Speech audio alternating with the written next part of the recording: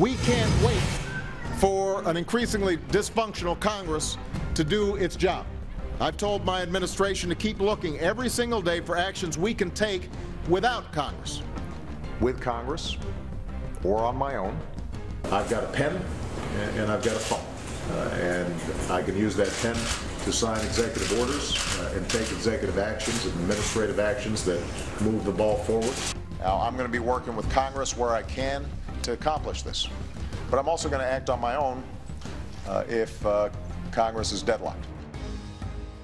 He's got a pen and a phone. He should add to that, he's also got a fleet of drones. Look, there's a growing concern about a lawless presidency in the United States, with the executive branch creating and ignoring laws on its own.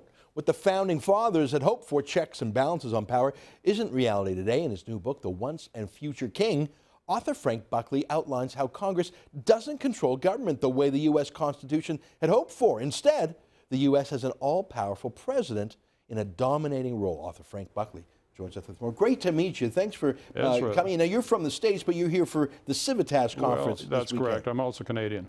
Oh, I didn't know that. That's well, right. Welcome back, I guess. Thank you. Now, people criticize the monarchy in Canada. They chafe against it.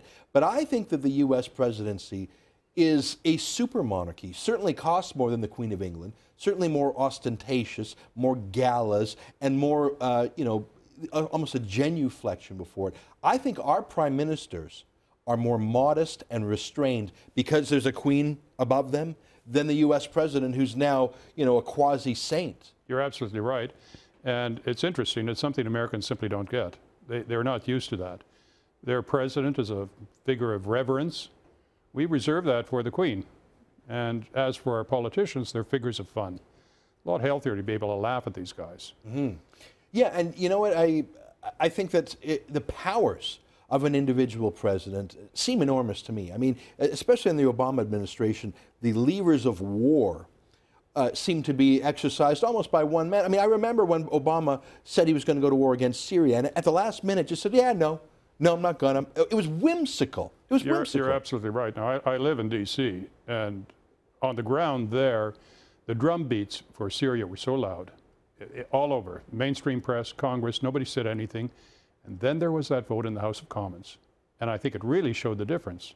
You're talking about the UK House of Commons? In the UK House of Commons. And after that, all the wind went out of the balloon. Isn't that interesting? And that shows the division of power. It's not as strong the division of power in the UK or in Canada, where the legislature has decisions, but isn't that interesting?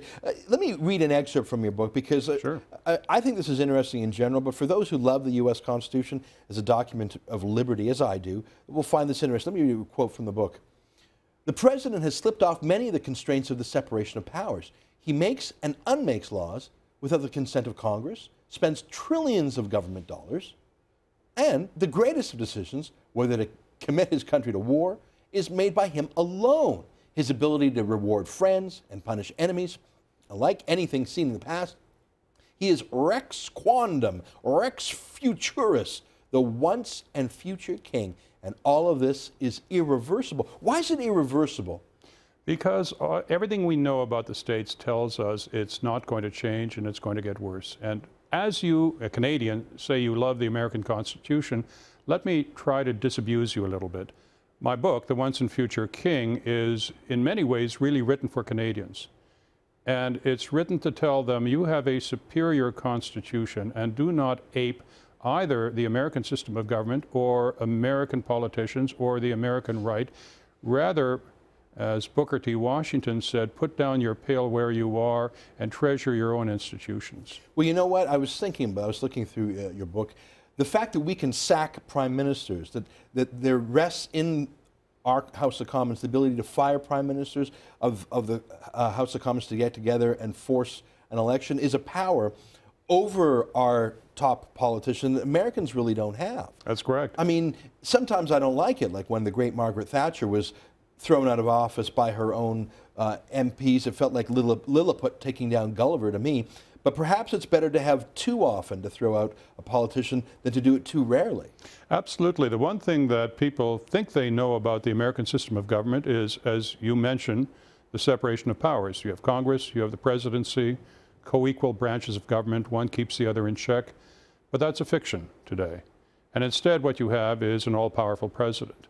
So the separation of powers intended by the framers of the Constitution in 1787 to restrain a president has become a boomerang that comes back and strikes the person who launched it.